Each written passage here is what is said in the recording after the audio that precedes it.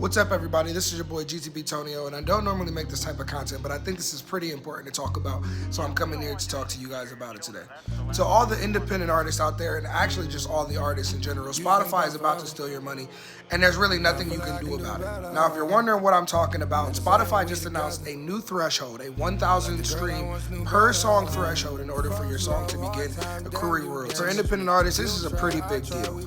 Under the current model, you're paid based on the number of streams you accrue and your ultimate share of the larger streaming pool of all streams throughout all music on the Spotify platform. Under the new model, basically what's going to happen is every artist has to hit a threshold in order to be included in that new pool of revenue that's going to be distributed back to the artist.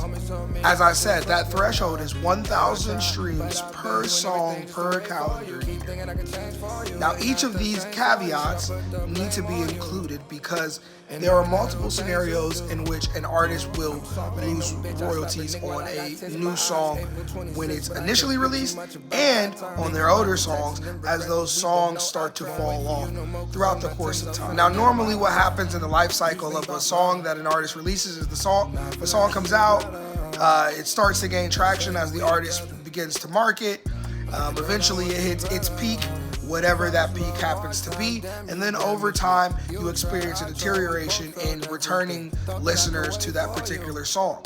It will still end up getting streams over the course of its lifetime, but it won't likely maintain or stay at that peak that you happen to experience at whatever point. When a song starts to fall off, normally it's not a big deal because ultimately as a musician, you're still going to be making money on that for the lifetime of it. So, whether it takes 2 years, 3 years, 5 years, 10 years, 20 years in order to recoup your money, normally you would eventually make your money back at some point on that particular song, assuming that you're still building up your career.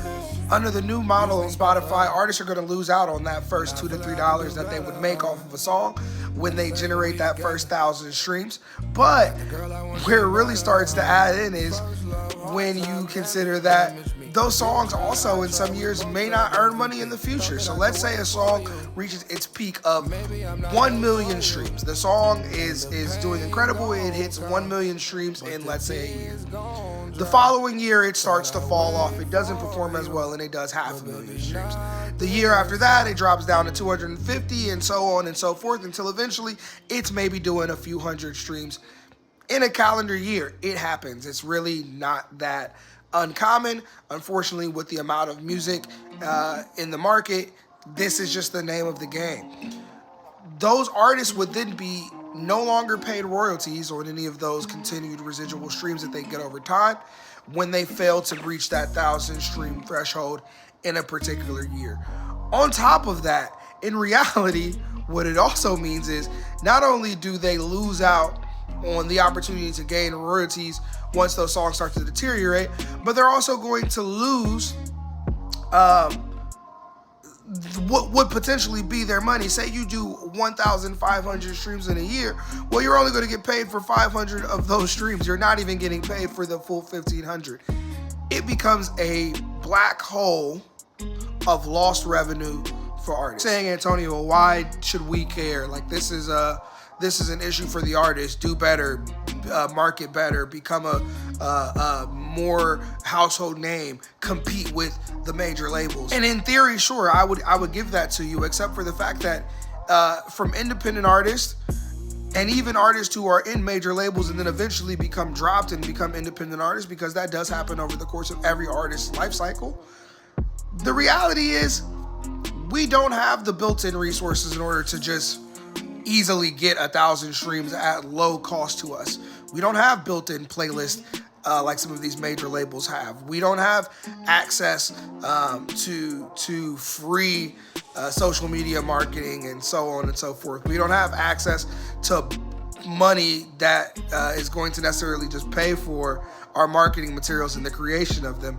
We have to do that ourselves. So we're losing time, we're losing money, we're losing opportunity, and then we're also getting screwed up front and on the back end. And this is a major issue. I understand The streaming model has brought opportunity for artists to be discovered, but at the same time, this streaming model is now essentially ripping the small artists into pieces. It's saying that you don't matter and your money should go to the bigger, serious artists who have label backings, who have additional resources, who have the time, the money, so on and so forth, to continue to constantly invest in their music career and the success of their music throughout their entire lives.